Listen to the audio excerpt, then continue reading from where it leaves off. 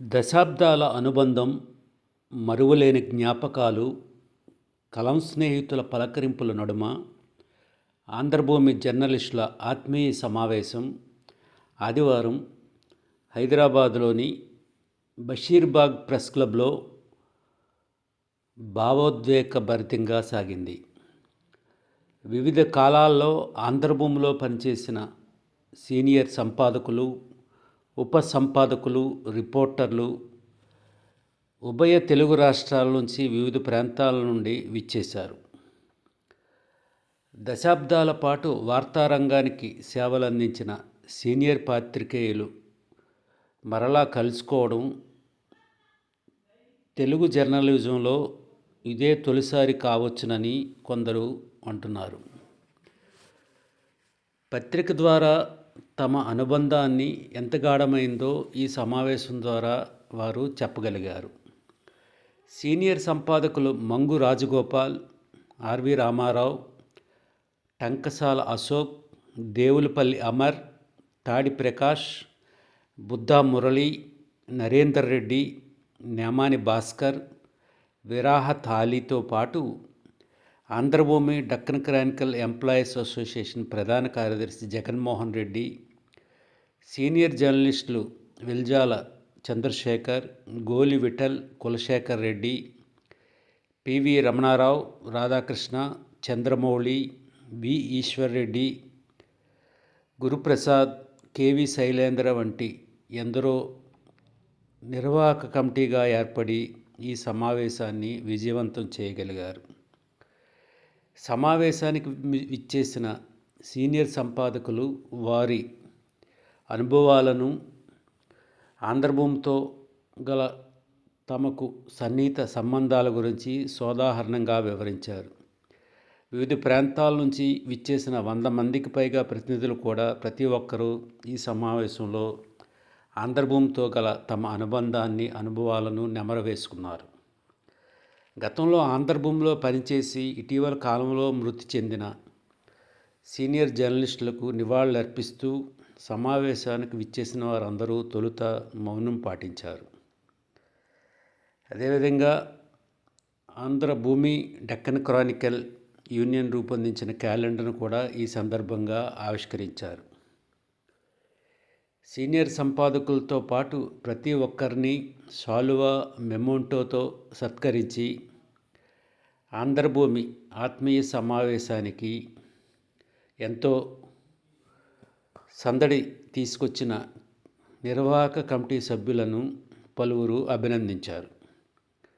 ఇటువంటి సమావేశాలు తరచుగా ఉభయ తెలుగు రాష్ట్రాల్లోని వివిధ ప్రాంతాల్లో నిర్వహించాలన్న నిర్ణయంతో పాటు ఆంధ్రభూమి దినపత్రికను మరలా ప్రచురణలోకి తీసుకొచ్చేందుకు యాజమాన్యం కృషి చేయాలని కోరుతూ ఈ సమావేశంలో తీర్మానించడం విశేషం.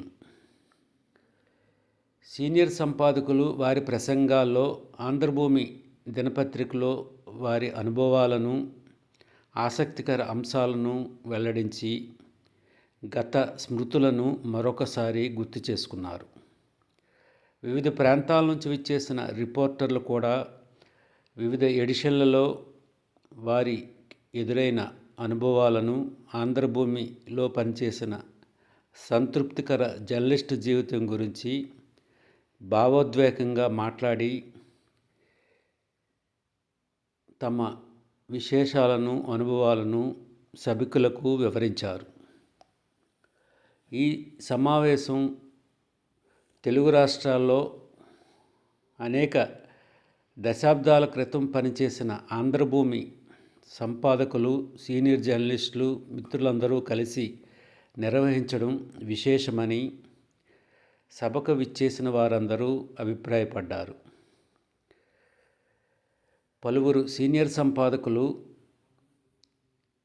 ఆంధ్రభూమిలో పనిచేసినంతకాలం తమకు ఎంతో సంతృప్తినిచ్చిందని, జర్నలిస్టు జీవితానికి కొత్త అర్థం చెప్పిన ఆంధ్రభూమి యాజమాన్యం పనితీరు, ఇతర సంపాదక వర్గాల నాయకత్వంలో జర్నలిస్టులుగా తాము ఏ విధంగా ఎదిగింది అనే విషయాలను కూడా సోదాహరణంగా వివరించారు. ఆదివారం ఉదయం నుండి సాయంత్రం వరకు ఏకధాటిగా సుమారు 8 గంటల పాటు నిర్వహించిన ఈ సమావేశానికి ఆంధ్ర, తెలంగాణ రాష్ట్రాల్లోని వివిధ జిల్లాల నుండి 100 మందికి పైగా జర్నలిస్టులు, సంపాదక మిత్రులు, ఉపసంపాదకులు అనేక మంది హాజరయ్యారు. 1980-90 దశకాల్లో పనిచేసిన వారు తమ అనుభవాలను మరొకసారి గుర్తు చేసుకున్నారు. సభకు విచ్చేసిన వారినందరినీ సన్మానించి శాలువా, షీల్డు, గిఫ్ట్ ప్యాకులను అందజేయడంతో విచ్చేసిన వారందరూ ఎంతో సంతృప్తి చెందారు. సంపాదకులు వారి ప్రసంగాల్లో పేర్కొన్న అంశాలను సభికులను ఎంతో రంజింపచేశాయి.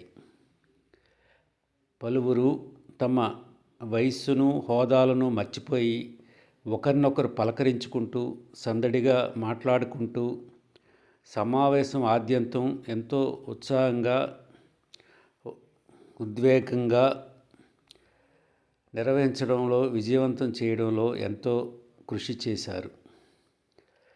నిర్వాహకులు చివరగా మాట్లాడుతూ, ఇటువంటి సమావేశాలను తరచుగా వివిధ ప్రాంతాల్లో నిర్వహించుకోవడం ద్వారా ఆంధ్రభూమి దినపత్రికలో పనిచేసిన వారి అనుభవాలను, వారి పనితీరును భవిష్యత్తు వర్గాలకు తెలియజేసే రీతిలో కృషి చేద్దామని అన్నారు. ఆంధ్రభూమి దినపత్రికను మరలా ప్రచురించేందుకు ప్రతి ఒక్కరూ కృషి చేయాలన్నారు. గౌరవించుకునే అవకాశం ఎప్పుడు దక్కలేదు. అయితే ఆ అవకాశాన్ని ఈ విధంగా మేము ఏర్పాటు చేసుకొని పెద్దలను ఆహ్వానించి వాళ్ళని సత్కరించినట్టుగా ఉంటుంది. తర్వాత మనం అందరం కలుసుకున్నట్టుగా ఉంటుంది. ఎక్కడెక్కడ ఉన్నారు వాళ్ళందరి కుశలం, వాళ్ళ ఎక్కడ ఉన్నారు, ఏంటి, వాళ్ళ పిల్లలు వాళ్ళు ఎట్లా చేస్తున్నారు. పత్రిక నిలిచిపోయిన తర్వాత ఒకరికొకరు కమ్యూనికేషన్ గ్యాప్ లేదు. ఆంధ్రభూమితో నాది సుదీర్ఘమైన అనుబంధం. నన్ను పనిచేయనిచ్చిన అన్ని పత్రికల్లోనూ పనిచేశాను. ఎవరైనా నేను ఏ పత్రికలోనైనా చేయకపోతే అది వాళ్ళ పాపం తప్ప నాది కాదు. ఎక్కువ కాలం ఆంధ్రభూమిలో పనిచేశాను. ఆంధ్రభూమికి ఉన్న విశాఖపట్నం, హైదరాబాదు, విజయవాడ సెంటర్లో 2 సార్లు పనిచేశాను, ఒకసారే కాకుండా. అట్లా చేసినప్పుడు చాలా మంది మిత్రులు దొరికారు. మొట్టమొదట ఆంధ్రభూమి ప్రారంభించినప్పుడు నాకే ఏమీ రాదు. నాకు అప్పటికి అప్రెంటిస్షిప్తో కలిసి 6 ఏళ్ల అనుభవం. నేనే ముడిసరుకు. నాతో పాటు మొదలుపెట్టిన వాళ్ళు ఇంకా ముడిసరుకు. అలాంటి వాళ్ళలో రామ్లాల్ లాంటి వాళ్ళు ఇంకా ఎందుకు, ఆయన ఎప్పుడు ఆలస్యంగానే వస్తాడు. ఇవాళ కూడా దీనికి కూడా ఆలస్యంగానే వస్తాడు. టెస్ట్ పెట్టాను. బాగా నాకు గుర్తు, నేను మొత్తం అంతా రాశాను. గాజువాకలో పరిసర ప్రాంతాల్లో ఉండేటువంటి సమస్యలు అన్ని వార్త రాసిన తర్వాత ఆ రాసినటువంటి స్క్రిప్ట్ ని చంద్రావతికి ఇస్తే సార్ మధ్యాహ్నం వచ్చి చూశారు. చూసిన తర్వాత వీడేంటి వార్త రాయమంటే వ్యాసం రాశాడు అన్నారు. వార్త రాయమంటే వ్యాసం రాశాడని అన్నారు. నాకు జర్నలిజంలో ఉద్యోగం రావడానికి, జర్నలిజంలో నన్ను ప్రోత్సహించింది, జర్నలిజం మెలకువలు నేర్పింది అంతా మంగు రాజగోపాల్ గారు. ఆయన వల్ల నేను జర్నలిజంలో కొంత అంతో ఎంతో నేర్చుకున్నాను. నేనేమి అంత ఇప్పుడు పెద్దలు రామారావు గారు చెప్పినట్టుగా సాహిత్యము అట్లాంటి అనుభవం ఉన్నటువంటి వ్యక్తిని కాదు నేను. రేపు 2026 మార్చిలో 50 ఏళ్ళు పూర్తయితే అప్పటికి ఏదైనా ఒక మంచి మా అనుభవాలు ఆ పత్రికలో మేము చేరినప్పుడు మాకున్న అనుభవాలు వాటి మీద ఒక ప్రత్యేక సంచిక ఇప్పుడు మీరు ఆలోచిస్తున్నట్టుగానే తీసుకురావాలని అనుకున్నాం. మిత్రుడు రాజగోపాల్ 76లో 5 ఎడిటర్లు, పంచపాండవులు మాకు. రాంభట్ల కృష్ణమూర్తి, పొత్తూరు వెంకటేశ్వరరావు, ఏబికే ప్రసాద్, తర్వాత TV Krishna, V Hanumantharao. Ramojirao chief editor అని ఉండేది. వీళ్ళ 5 ఎడిటర్లు, ఒకళ్ళు చూసేవాళ్ళు. ఏబికే ప్రసాద్ సంపాదకీయాలు రాసుకునేవాడు, రాంభట్ల కృష్ణమూర్తి ప్రిన్సిపల్ ట్రైనింగ్, అట్లాగే TV Krishna page making, V Hanumantharao mofussil, Potturu Venkateswararao central desk అట్లా 5 ఎడిటర్లు. బహుశా భారతదేశంలో న్యూస్ పేపర్స్ చరిత్రలో ఎక్కడ 5 ఎడిటర్లతో పత్రిక ప్రారంభించింది లేదనుకుంటాను. ఫైనల్ ఇయర్ ఎగ్జామ్ రాసి రిజల్ట్స్ రాలేదు ఇంకా. అప్పుడు విజయవాడ ఎడిషన్ పెట్టారు. జొన్నలగడ్డ రాధాకృష్ణ నన్ను పిలిచి విజయవాడ ఎడిషన్ పెట్టారు, నువ్వు అప్లికేషన్ పెట్టావా అన్న. అంటే ఫైనల్ ఇయర్ ఎగ్జామ్స్ రాశానండి, ఇంకా రిజల్ట్స్ రాలేదు అన్న. నీకు రిజల్ట్స్ ఎందుకని, నువ్వు రోజు ఎడిట్ పేజ్ లో కనిపిస్తుంటావు, నువ్వు నీకు ఇంకా రిజల్ట్స్ దాకా ఎందుకని ఆయన ఎండీతో మాట్లాడి ప్రత్యేకంగా అనుమతి తీసుకుని ఆయన చెప్తే అప్లికేషన్ పెట్టాను, ఆయన పెడితే రాశాను. ఆంధ్రభూమి అంటే ఇప్పుడు నాకు ఎవరినో పొగడాల్సిన అవసరం లేదు, నాకు ఆ పరిస్థితి లేదు. ఒక తల్లి గర్భంలో ఉన్నప్పుడు పిల్లవాడు ఎంత సేఫ్ గా ఫీల్ అవుతాడో ఆంధ్రభూమిలో నేను అంత సేఫ్ గా ఫీల్ అయ్యేవాడిని. ఇంకా ఇంట్లో ఏదైనా బాధ ఉన్నా, ఏదైనా మనిషి అనేది కష్టం ఏదో వస్తుంది, ఆ కష్టం వచ్చినా ఇబ్బంది అనిపించినా ఆఫీస్లో వచ్చి కూర్చొని ఒక ఆర్టికల్ కొట్టేస్తే నేను అదంతా బయట ప్రాబ్లమ్స్ అన్ని మర్చిపోయి అంత రిలీఫ్ గా ఫీల్ అవుతుంటుంది నేను. ఆంధ్రభూమి ఉంటేనే డెక్కన్ ట్రానికల్ ఉంటే ఆంధ్రభూమి అనే స్థాయిలో ఉంది. మేనేజ్మెంట్ కూడా ఆ దిశగా ఆలోచన చేస్తుంది. తప్పకుండా తొందరలోనే అది ఓపెన్ అవుతుందని ఆశిస్తున్నాము. అట్లా జరుగుతుంది కూడా. ఇకపోతే నేను 36 ఏళ్లు వెనక్కి వెళ్ళి ఒక చరిత్రను స్మరించుకుంటున్నట్లు నాకు అనిపిస్తుంది. 36 ఏళ్ల తర్వాత ఒక విడిపోయిన కుటుంబం, ఎక్కడెక్కడో చెల్లచెర విడిపోయిన కుటుంబం 36 ఏళ్ల తర్వాత ఒక ఇంట్లో కలుసుకుంటే ఎంత ఆనందంగా ఉంటుందో అంతకు మించిన రెట్టిపోయిన ఆనందాన్ని నాకు అనిపిస్తుంది. ఇవాళ మిత్రులు చెప్పినట్టు ఒక గ్రామీణ విలేకరిగా మొదలుకున్న ప్రస్థానాన్ని ఇవాళ ఒక రాష్ట్ర యూనియన్కి ఒక 2 పర్యాయాలు ప్రధాన కార్యదర్శి పదవిలో, ప్రస్తుతం రాష్ట్ర అధ్యక్షుడిగా, అంతకుముందు ఉమ్మడి రాష్ట్రంలో ఒక ఉప ప్రధాన కార్యదర్శిగా, రాష్ట్ర కార్యదర్శిగా ఉమ్మడి రాష్ట్రంలో ఉన్నటువంటి ఏపీడబ్ల్యూజేకి ఇలా అంచెలంచెలుగా వెళ్ళి నేను ఈ స్థాయిలో నిలబడ్డాను అంటే దానికి మొదటి నాకు గుడిగుడి అడుగులు వేయించింది నాకు ఆంధ్రభూమి మాత్రమే. ప్రసాద్ రెడ్డి గారు నన్ను ఇక్కడే ఉంచుకోవడానికి ప్రయత్నం చేస్తే ఆర్వి రామారావు బలవంతంగా తీసుకెళ్లారు. అయితే ఆ తర్వాత అక్కడికి వెళ్ళడమే మంచిదని అనిపించింది. అక్కడ ఆర్వి రామారావు గారు, అమర్నాథ్ గారు, రామ్లాల్ గారు, సాంబశివరెడ్డి గారు, కిషోర్ గారు వీళ్ళ ద్వారా చాలా ఆర్థిక వృత్తిలో చాలా నేర్చుకున్నాం, అక్షరాలు నేర్చుకున్నది అక్కడే. ఆ తర్వాత కొద్దికాలం రాజగోపాల్ గారు న్యూస్ ఎడిటర్గా వచ్చిన తర్వాత ఆయనతో కూడా ఆయనకు దగ్గర పనిచేసే అవకాశం లభించింది. ఆయన దగ్గర కాస్త ఇంకా ఎక్కువ కాలం పనిచేసి ఉంటే పేజ్ డిజైన్కి సంబంధించి, లేఅవుట్కి సంబంధించి కాస్త మెలకువలు నేర్చుకున్నామనేమో అనిపించింది. తర్వాత ఆ వైజాగ్ గజ్జల మల్లారెడ్డి గారు, ఏబీకే ప్రసాద్ గారు, పతంజలి గారు, ఎంవీఆర్ శాస్త్రి గారు, శ్రీ కనకాంబరరాజు గారు, ఇంకా మిగిలిన ఆర్వి రామారావు గారు, మంగు రాజగోపాలరావు గారు, వీళ్ళందరితో నేను బాగా సన్నిహితంగా ఉన్నాను. అది చాలా మంచి ఎక్స్పీరియన్స్. అయితే మనం ప్రస్తావించిన పేర్లు 1-2 చెప్దాం అనిపిస్తున్నారు. ఓ థామస్ అని ఒక సిఇఓ ఉండారు. ఆయన కేరళ మంచి గుడ్ క్రిస్టియన్. ఆయన నేను 89-90లో విజయవాడ ఎడిషన్ ఇండిపెండెంట్ ఇన్ఛార్జ్. నేను ఎప్పుడైనా థామస్ వచ్చేవాడు విజయవాడ, ఏదో హోటల్లో ఉండేవాడు. సాయంత్రం ఆయన కలవడానికి వెళ్తే ఆయన బాస్ వెంకటరామరెడ్డి తర్వాత అంత బాస్, కానీ ఆయన గ్లాసులో నాకు బీరు పోసి ఆ సిగరెట్ వెలిగించి చాలా మర్యాద నేను చెప్పినన్ని వినేవాడు. ఈ ఆంధ్రభూమి పేపర్లో అనుభవాలంటే చాలా ఉన్నాయి నాకు, 1-2 కానీ మనం ఒక ఎంప్లాయీస్గా గర్వించదగ్గ అనుభవం ఏంటంటే ఆంధ్రభూమి చిన్న పేపర్. ఆ చిన్న పేపరు మొట్టమొదటి మనం విశాఖపట్నం విషయంలో స్టార్ట్ చేశాం. అయితే అది విశాఖపట్నం ఉత్తరాంధ్రకే పరిమితమైంది కాబట్టి చాలా మంది తెలియదు. ఉదయం ఈనాడని చాలా మంది అనుకుంటారు.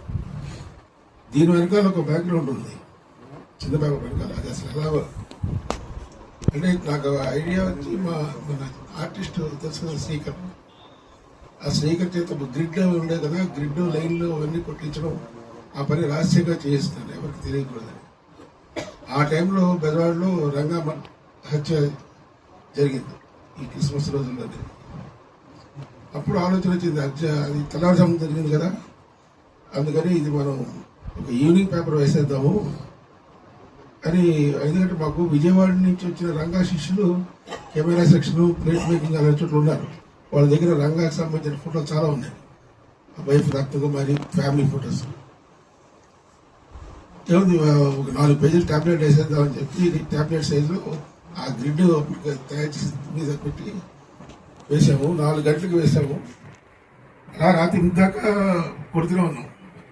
అద్భుతమైన ముందు 2-3 కాపీలు ఆ విశాఖపట్నంలో ఏమి అమృతయ్యాలి అనుకున్నారు, కానీ మేనేజ్ జీఎం గారు అలా ప్రింట్ ఆర్డర్ వస్తూనే పెరుగుతుంది. ఇంతవరకు అలా కొడుతున్నాం 12,000 కాపీలు.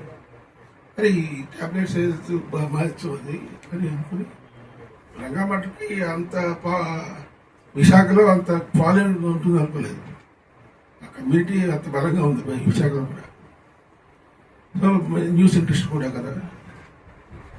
అప్పుడు టాబ్లెట్ 3 జిల్లాలకి కలిపి ప్రారంభించాం. దాని పేరు కూడా ఒకటి పెట్టాం, ఆంధ్రభూమి అనుదిన అనుబంధం. దాని పేరు 3 జిల్లాల వార్తలు టాబ్లెట్లో వేసేటట్టు, మెయినేషన్లు వేరే. అప్పుడు ఏంటంటే ఒక ఆంధ్రభూమిలో ఒక సుఖం ఉండేది, గజ్జల మల్లారెడ్డి గారు అసలు ఏం పట్టించుకునేవాళ్ళు కాదు మొదట్లో. తర్వాత ఏబీకే వచ్చినప్పుడు యాక్చువల్గా ఈ టాబ్లెట్ సంబంధించి ఏబీకేతో ఒక చరిత్ర ఉంది నాకు. ఏబీకే గారు దగ్గర నేను ఈనాడులో జాయిన్ అయ్యాను మొట్టమొదట. ఆయన ఎడిటర్ బాగా అభిమానించేవాడు. ఆయన ఉదయం పెట్టినప్పుడు కూడా నన్ను పిలిస్తే వెళ్ళలేదు. ఓకే, అది ఆ తర్వాత ఆయన ఆంధ్రప్రభలోకి వచ్చాడు ఎడిటర్గా, ఏబీకే గారు. అప్పుడు నేను యూనియన్ వైస్ ప్రెసిడెంట్ని, ఆయన ఎడిటర్. ఏమో కొన్ని గొడవలు కూడా అయ్యాయి. మళ్ళీ ఆయన ఆంధ్రప్రభలో ఎడిటర్కి వచ్చాడు, నేను అక్కడ తగిలేదు. సంబంధాలు బాగానే ఉన్నాయి, కానీ ఆయన టాబ్లెట్ చాలా తీవ్రంగా వ్యతిరేకించాడు. ఇలా పెడదాం అనుకుంటున్నాను సార్, టాబ్లెట్ పెడదామంటే ఆయన వల్ల కాదు, అసలు పేపర్ చదివిన ఫీలింగ్ ఉండదబ్బా, ఇలా చదివి విప్పి పట్టుకుని చదువుతున్నట్టు ఉండాలి పేపర్ అంటే. టాబ్లెట్లో పేపర్ అంటే నాన్ సెన్స్ అని కొట్టిపారేశాడు. అయినా నేను పట్టు వదలకుండా రామరెడ్డి గారిని జీవి గారి ద్వారా అప్రోచ్ అయ్యాను. వాళ్ళు ఫేవర్గా ఉన్నారు. ఇది ఆఖరికి వయా మీడియాగా వాళ్ళు ఏం చెప్పారంటే, మనం వైజాగ్ ఎడిషన్లో పెడదాం, ముందు వైజాగ్ క్లిక్ అయితే అప్పుడు మిగతా సెంటర్స్కి చేద్దామని చెప్పి సరే అన్నారు. అప్పుడు నేను వైజాగ్లో పెట్టాను అనుదిన అనుబంధం పేరుతో. అది బాగా క్లిక్ అయింది. ఆ క్లిక్ అవ్వడం వల్ల ఉత్తరాంధ్రలో ఈనాడుతో సమానంగా కొన్ని చోట్ల ఈనాడుని డామినేట్ చేసే సర్క్యులేషన్ సాధించాం ఆ రోజుల్లో. ఇది వైజాగ్ యూనిట్లో పనిచేసిన వాళ్ళందరికీ తెలుసు. సరే క్రమంగా మిగతా ఇష్యూస్ కూడా అడాప్ట్ చేసాయి. అయితే ఈ మధ్య కోవిడ్లోనే ఆ టాబ్లెట్ అంతరించింది. మేనేజ్మెంట్, పాత మేనేజ్మెంట్ తమిళియన్స్ 4 బ్రదర్స్. దాని తర్వాత మేనేజ్మెంట్ మారి చంద్రశేఖర్ రెడ్డి గారి చేతిలోకి వచ్చింది. కానీ పాత మేనేజ్మెంట్ ఉన్నప్పుడు అప్పుడు చాలా హాయిగా, చాలా అద్భుతంగా ఉండేది. అప్పుడు గోరా శాస్త్రి గారు ఎడిటరు, పుత్తూరు వెంకటేశ్వరరావు గారు, వరదాచారి గారు న్యూస్ ఎడిటర్స్. వాళ్ళు కాకుండా పిఎన్ స్వామి, ఆర్విబి శర్మ అని చాలా గొప్ప